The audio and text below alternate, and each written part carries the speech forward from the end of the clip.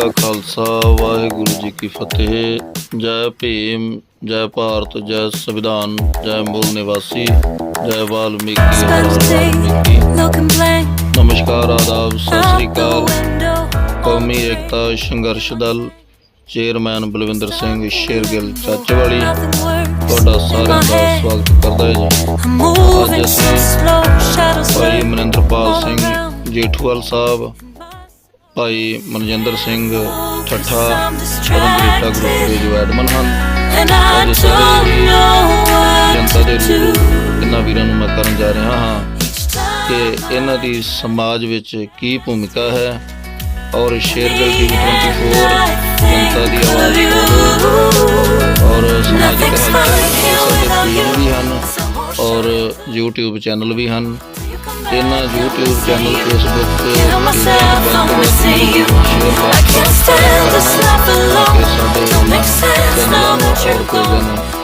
Grow मिल सके और हर एक वीडियो का नोटिफिकेशन तुहाडे तक पहुँच सके, क्योंकि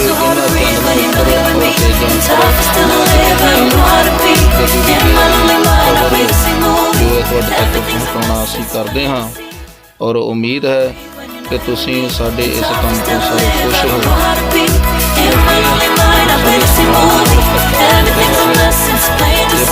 तुसीं जानते हो समाज की कोई भी गल बुलंद नहीं करता और साडी कोशिश है कि समाज की हर गल तुहाडे तक पहुँच सके और समाज में अपने लोगों की इन्हां दी की भूमिका है।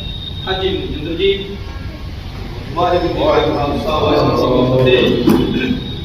मैनू बड़ी खुशी है, मैं जदों भी गुरु महाराज जी के सत्कार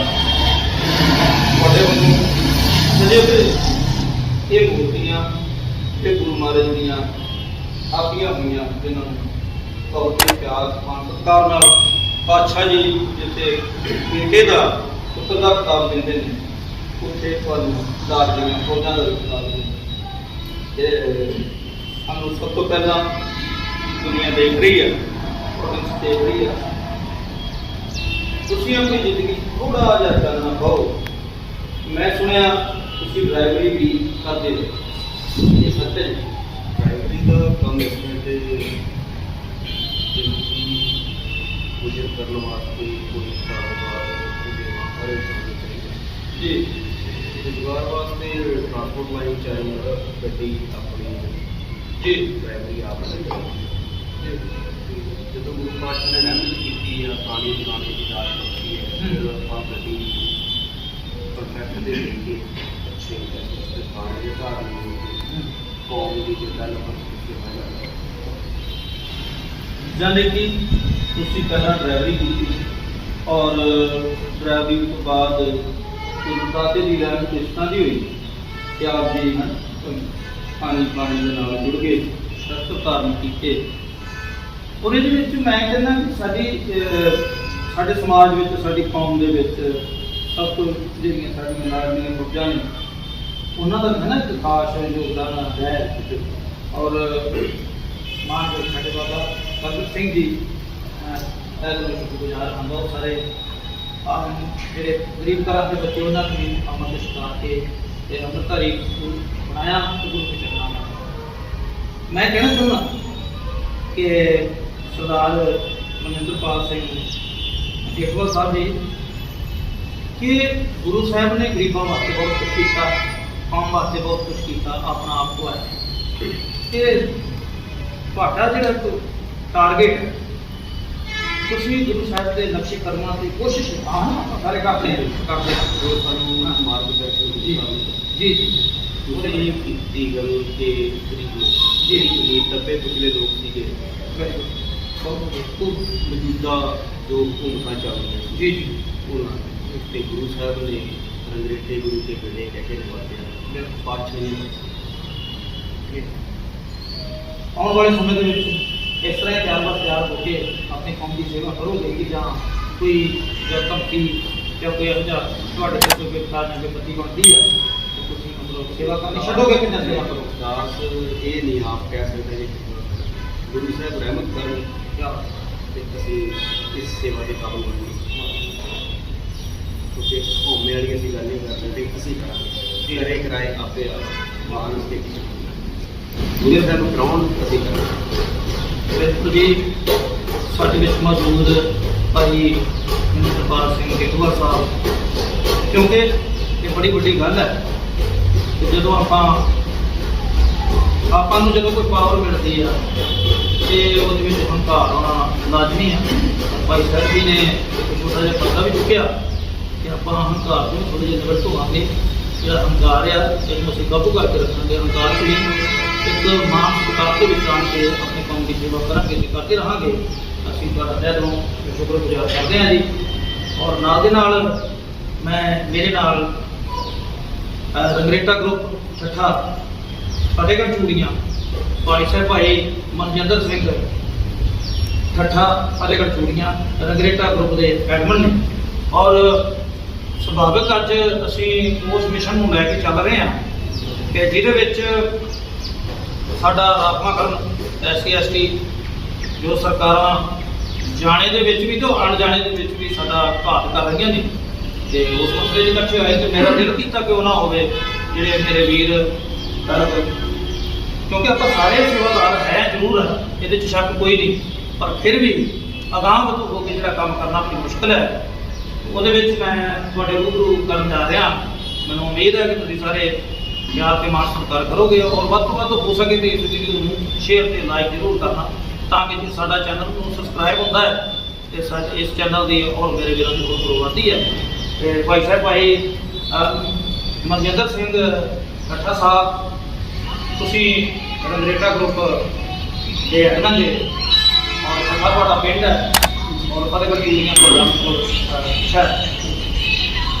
ਤੁਸੀਂ ਮੈਂ ਤੁਹਾਡੇ ਕੋਲ ਇੱਕ ਉਮੀਦ ਲੈ ਕੇ ਆਇਆ ਕਿ ਜਿਸ ਹਿਸਾਬ ਦੇ ਨਾਲ ਤੁਸੀਂ ਆਪਣੀ ਕੌਮ ਦੀ ਸਮਾਜ ਦੀ ਸੇਵਾ ਕਰ ਰਹੇ ਜੀ, ਵੱਡਿਆਂ ਦੀ ਰਹਿਮ ਸਰਕਾਰ ਜਿਨ੍ਹਾਂ ਵਿੱਚ ਮੌਜੂਦ ਨੇ ਬਾਬਾ ਮੇਜਰ ਸਿੰਘ ਕਿਸ਼ੋਰੀ ਸਾਹਿਬ ਜੀ, ਮਾਨਕ ਸਾਡੇ ਬਾਬਾ ਪਰਮ ਸਿੰਘ ਜੀ,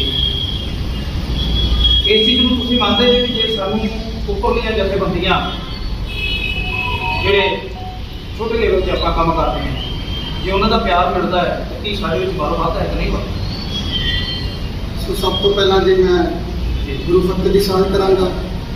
ਸੋ ਵਾਹਿਗੁਰੂ ਜੀ ਕਾ ਖਾਲਸਾ, ਵਾਹਿਗੁਰੂ ਜੀ ਕੀ ਫਤਿਹ। ਜਿਵੇਂ ਭਾਈ ਸਾਹਿਬ ਭਾਈ ਬਰਮਿੰਦਰ ਸਿੰਘ ਜੀ ਸ਼ੇਰਗਿੱਲ ਪਿੰਡ ਚਾਚੋਵਾਲੀ ਤੋਂ,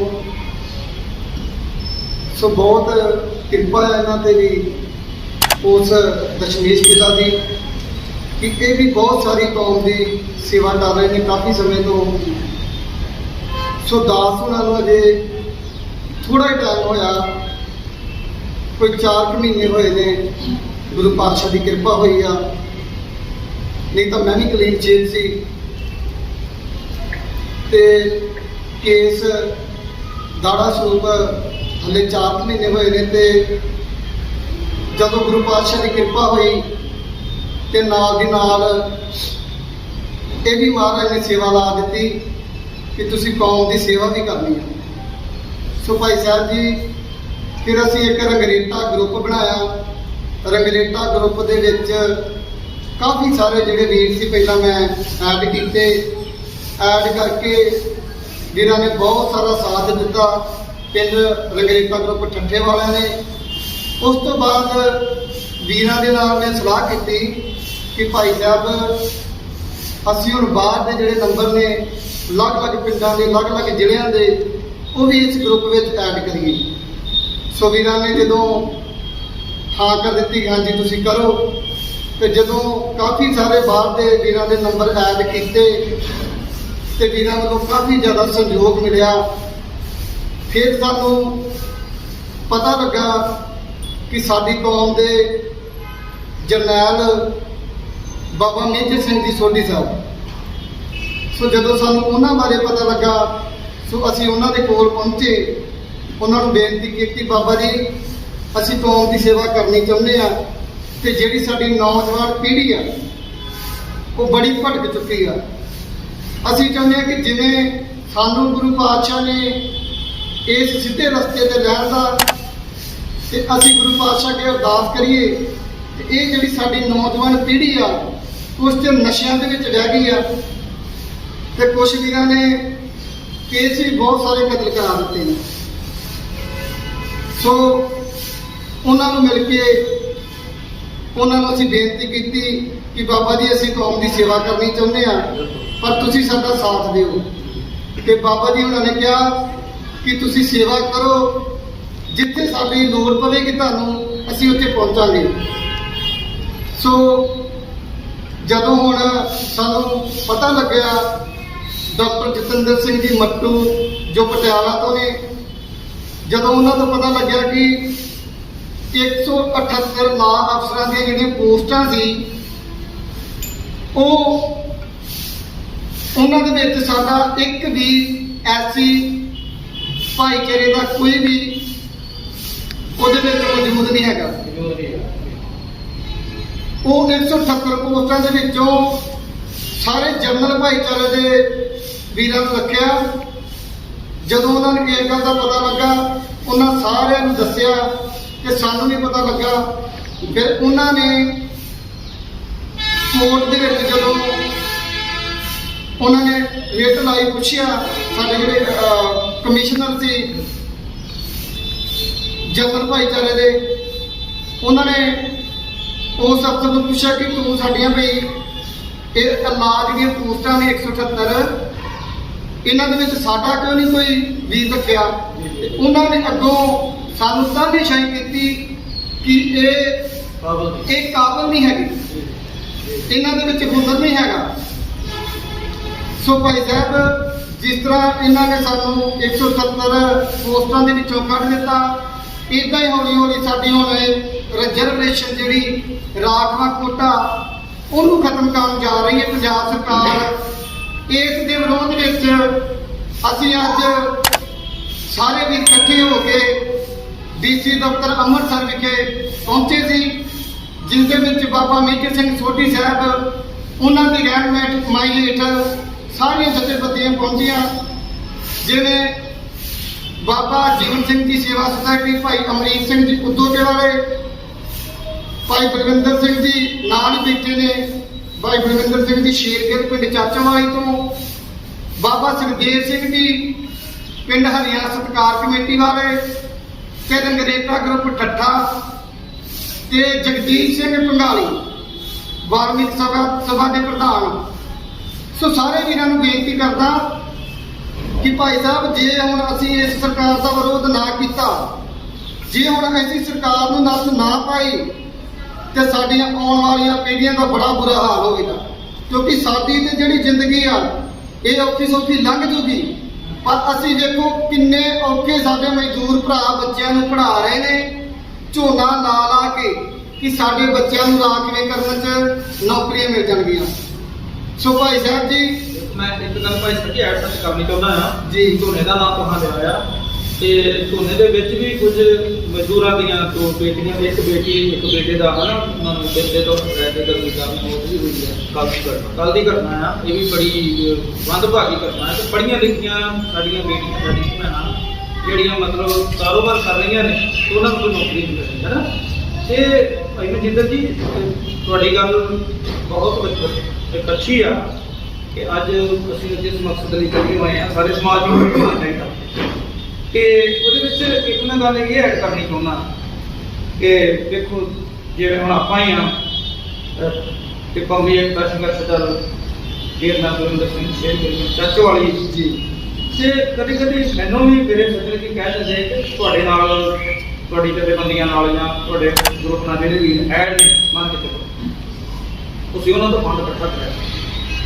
ਕਿਉਂਕਿ ਮੈਂ ਤਾਂ ਚਲੋ ਨਾ ਕਰਦਾ ਰਿਹਾ, ਕਦੀ ਇਹਦੀ ਗੱਲ ਹੋਈ ਨਹੀਂ। ਸ਼ੁਕ ਜ਼ਿਆਦਾ ਨਾ ਨਹੀਂ ਕਿ ਤੁਹਾਡੇ ਨਾਲ ਕਦੀ ਇਹੋ ਜਿਹੀ ਗੱਲ ਵਾਪਰੀ ਨਹੀਂ ਕਿਸੇ ਸੱਜਣ ਨੇ ਜਾਂ ਕਿਸੇ ਤੁਹਾਨੂੰ ਕਿ ਇਹਨਾਂ ਨੂੰ ਪ੍ਰੈਸ਼ਰ ਪਾਇਆ ਗਿਆ ਕਿ ਯਾਰ ਤੁਸੀਂ ਸੇਵਾ ਕਰਦੇ ਜੇ ਤੇ ਆਪਣੇ ਗਰੁੱਪ ਤੋਂ ਵੀ ਮੈਂ ਕੀ ਕਰੋ।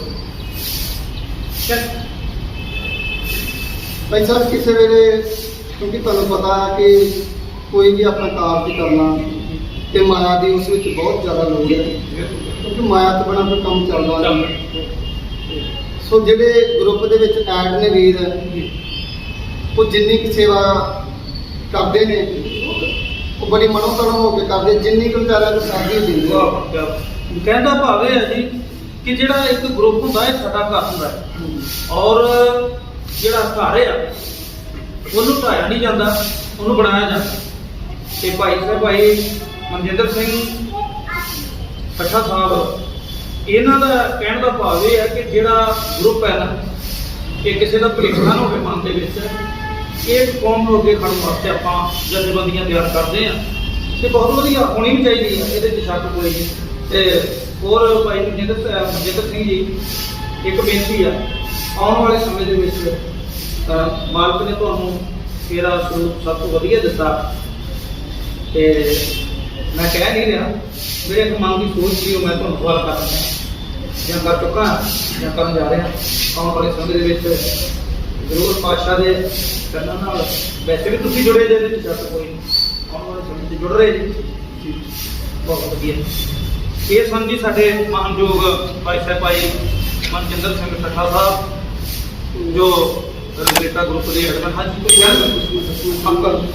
ਕਿ ਜਿਸ ਮਕਸਦ ਲਈ ਆਪਾਂ ਅੱਜ ਇਕੱਠੇ ਹੋਏ ਸੀ ਕਿ ਜੋ ਸਾਡੇ ਰਿਜ਼ਰਵੇਸ਼ਨ, ਜੋ ਰਾਖਵਾਂ ਕੋਟਾ ਆ, ਉਹ ਸਰਕਾਰ ਖਤਮ ਕਰਨ ਜਾ ਰਹੀ ਹੈ। ਸੋ ਮੈਂ ਆਪਣੇ ਸਾਰੇ ਵੀਰਾਂ ਨੂੰ ਬੇਨਤੀ ਕਰਦਾ ਕਿ ਭਾਈ ਸਾਹਿਬ ਜੀ ਸੁੱਤੇ ਨਾ ਰਹੋ ਹੁਣ ਜਾਗੋ, ਕਿਉਂਕਿ ਜਾਗਣ ਦਾ ਸਮਾਂ, ਕਿਉਂਕਿ ਸਾਨੂੰ ਕਹਿੰਦੇ ਹੁੰਦੇ ਸਾਰੇ ਕਿ ਬੜਾ ਭਿਆਨਕ ਸਮਾਂ ਆਉਣਾ, ਬੜਾ ਭਿਆਨਕ ਸਮਾਂ ਆ ਜਾਣਾ। ਭਾਈ ਸਾਹਿਬ ਜੀ ਉਹ ਆਉਣਾ ਨਹੀਂ ਆ, ਉਹ ਆ ਚੁੱਕਿਆ। ਸੋ ਇਸ ਕਰਕੇ ਸਾਰੇ ਵੀਰਾਂ ਨੂੰ ਬੇਨਤੀ ਆ ਕਿ ਇਕੱਠੇ ਹੋ ਕੇ ਜੋ ਸਾਡੇ ਨਾਲ ਇਹ ਜਿਹੜਾ ਸਾਡਾ ਰਾਖਵਾਂਕਰਨ ਸਰਕਾਰ ਖਤਮ ਕਰਨ ਜਾ ਚੁੱਕੀ ਆ, ਇਸ ਦਾ ਵੱਧ ਤੋਂ ਵੱਧ ਵਿਰੋਧ ਕਰੋ। ਕਿ ਜਿਹੜੇ ਸਾਡੇ ਆਗੂ ਵੀਰ ਨੇ, ਜਿਹੜੇ ਸਾਡੇ ਆਗੂ ਵੀਰ ਅਗਾਂਹ ਵੱਧ ਕੇ ਕੰਮ ਕਰ ਰਹੇ ਨੇ, ਉਹਨਾਂ ਦਾ ਜ਼ਰੂਰ ਸਾਥ ਦਿਓ, ਕਿਉਂਕਿ ਜੇ ਤੁਸੀਂ ਸਾਥ ਦਿਓਗੇ ਤੇ ਫਿਰ ਇਹ ਸੰਘਰਸ਼ ਜਿਹੜਾ ਜਿੱਤਿਆ ਜਾਣਾ। ਇੱਕ ਮੈਂ ਭਾਈ ਮਨਜਿੰਦਰ ਸਿੰਘ ਜੀ ਇੱਕ ਐਡ ਗੱਲ ਕਰਨੀ ਚਾਹੁੰਦਾ ਕਿ ਸਾਡੇ ਸਮਾਜ ਨੂੰ ਝੁਕਾਉਣ ਦਾ ਕੰਮ ਹੈ, ਔਰ ਤੁਸੀਂ ਬਿਲਕੁਲ ਇੱਕ ਨਰਮ ਸੁਭਾਅ ਦੇ ਨਾਲ ਜਵਾਬ ਮੈਂ ਤੁਹਾਡੇ ਕੋਲ ਲੈਣਾ ਚਾਹੁੰਦਾ। ਉਮੀਦ ਹੈ ਕਿ ਤੁਸੀਂ ਜ਼ਰੂਰ ਨਿਰਪੱਖ ਹੋ ਕੇ ਉਸ ਮੇਰੇ ਸਵਾਲ ਦਾ ਤੁਸੀਂ ਜਵਾਬ ਦਿਓਗੇ ਕਿ ਜਿਸ ਤਰ੍ਹਾਂ ਸਾਡੇ ਪਿੰਡਾਂ ਦੇ ਵਿੱਚ ਸਾਡਾ ਇਹ ਭਾਈਚਾਰਾ ਹੈ ਨਾ, ਵੀ ਆਪਣਾ ਭਾਈਚਾਰਾ, ਤੇ ਉਹ ਭਾਈਚਾਰੇ ਦੇ ਵਿੱਚ ਨਸ਼ੇ ਦੀ ਲੱਤ ਲੱਗੀ ਹੋਈ ਹੈ, ਜਿਸਨੂੰ ਚਿੱਟਾ ਕਹਿ ਦਿੰਦੇ ਨੇ।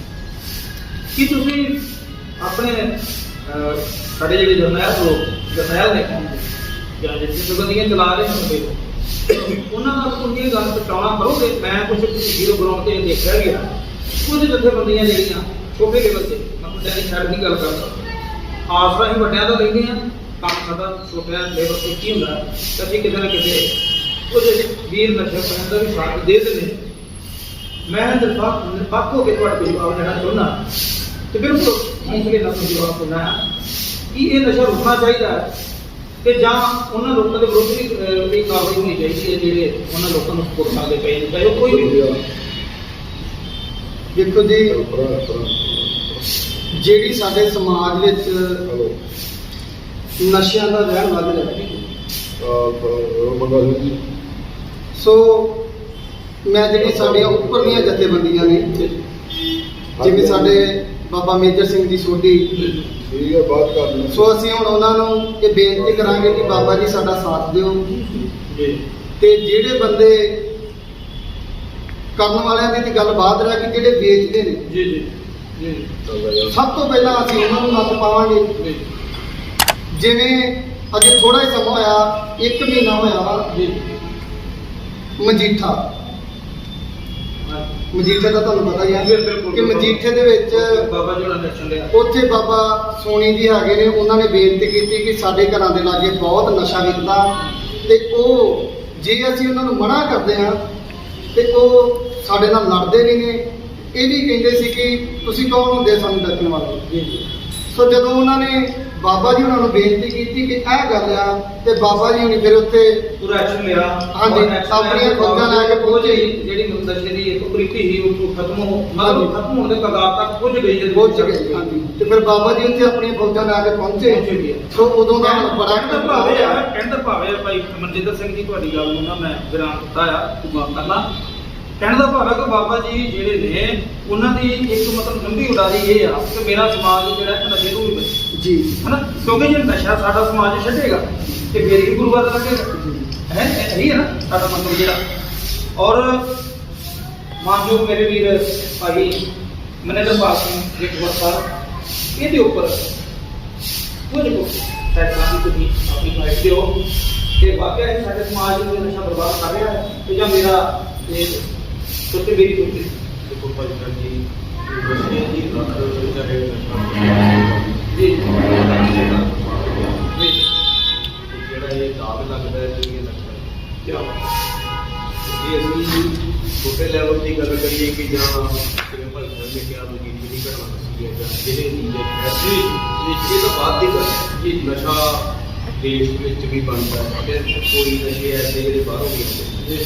ਕੱਲ੍ਹ ਦੀ ਘਟਨਾ ਹੈ ਮੁੰਡਾ ਤੋਂ ਫੇਰ ਇੱਕ ਜਿਵੇਂ ਪੜ੍ਹੀ ਗਈ ਹਾਂਜੀ ਇਹਦੇ ਮਸਲੇ ਦੇ ਵਿੱਚ ਸੈਂਟਰ ਸਰਕਾਰ ਨੇ ਕੋਈ ਆਪਣੀ ਪ੍ਰਤੀਕਿਰਿਆ ਨਹੀਂ ਦਿੱਤੀ ਨਾ ਤੇ ਜਿਹੜੇ ਜ਼ਮੀਨੀ ਪੱਧਰ ਤੇ ਫੈਂਸਿੰਗ ਲੱਗੀ ਹੈ ਉਹ ਵੀ ਸੈਂਟਰ ਸਰਕਾਰ ਦੇ ਅਧੀਨ ਤੇ ਜਿਹੜਾ ਸਮੁੰਦਰੀ ਏਰੀਆ ਜਿਹਨੂੰ ਕੋਸਟਲ ਏਰੀਆ ਕਿਹਾ ਜਾਂਦਾ ਉਹ ਵੀ ਸੈਂਟਰ ਸਰਕਾਰ ਦੇ ਅਧੀਨ। ਤੇ ਦੇਖੋ ਜੀ ਇਹ ਚੀਜ਼ਾਂ ਜਿਹੜੀਆਂ ਵਾ ਇਹਨਾਂ ਥਾਵਾਂ ਤੇ ਪਾਬੰਦੀ ਨਾ ਹੋਈ ਤੇ ਫਿਰ ਅਸੀਂ ਕੋਈ ਗੱਲ ਨਹੀਂ। ਬਿਲਕੁਲ ਜੀ ਇਸ ਵਕਤ ਮੇਰੇ ਨਾਲ ਬਾਬਾ ਪ੍ਰਗਟ ਸਿੰਘ ਜੀ ਗੁਰੂ ਦੀਆਂ ਰਾਜੀਆਂ ਪੁੱਜਾਂ ਸਾਡੇ ਮੈਂ ਕੀ ਕਹਾਂ ਬਜ਼ੁਰਗ ਕਹਾਂ ਜਾਂ ਬਜ਼ੁਰਗ ਸਾਹਿਬਾਨ ਕਹਾਂ ਬਾਬਾ ਬੇਦ ਸਿੰਘ ਜੀ ਗੁਰੂ ਸਾਹਿਬ ਬਾਬਾ ਪ੍ਰਗਟ ਸਿੰਘ ਜੀ ਬੜੀ ਕੌਮ ਨੂੰ ਦੇਣ ਹੈ ਜੀ ਇਹਨਾਂ ਦੀ ਔਰ ਪਰਮਾਤਮਾ ਕਰੇ ਲੰਬੀ ਉਮਰ ਹੋਵੇ। ਔਰ ਮੇਰੇ ਨਾਲ ਬਰਗਰੀਲਾ ਗਰੁੱਪ ਦੇ ਐਡਮਨ ਭਾਈ ਮਨਜਿੰਦਰ ਸਿੰਘ ਸਾਸਾ ਸਾਹਿਬ ਬੈਠੇ ਬੜੇ ਕਟੂੜੀਆਂ ਤੋਂ ਔਰ ਮੇਰੇ ਨਾਲ ਭਾਈ ਮਨਿੰਦਰਪਾਲ ਸਿੰਘ ਜੇਠਵਰ ਬੈਠੇ ਨੇ।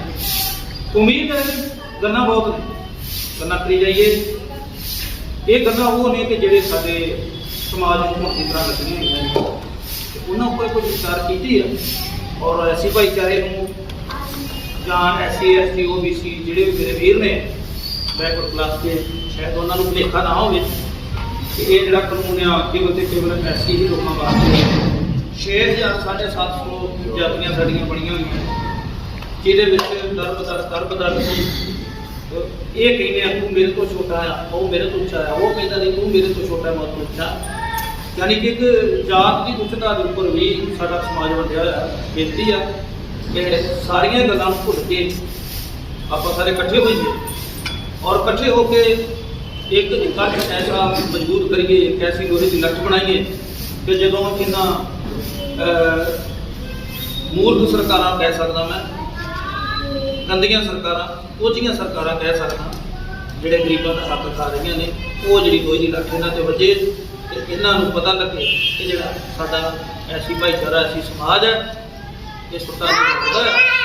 ਜ਼ਿਆਦਾ ਮੈਂ ਕਹਿੰਦਾ ਹਰਦਾਸ ਕੌਮੀ ਏਕਤਾ ਸੰਘਰਸ਼ ਦਲ ਚੇਅਰਮੈਨ ਬਲਵਿੰਦਰ ਸਿੰਘ ਸ਼ੇਰਗਿੱਲ ਸੱਚਵਾਲੀ, ਜੈ ਭੀਮ, ਜੈ ਭਾਰਤ, ਜੈ ਸੰਵਿਧਾਨ, ਜੈ ਮੂਲ ਨਿਵਾਸੀ, ਜੈ ਵਾਲਮੀਕੀ, ਹਰ ਹਰ ਵਾਲਮੀਕੀ।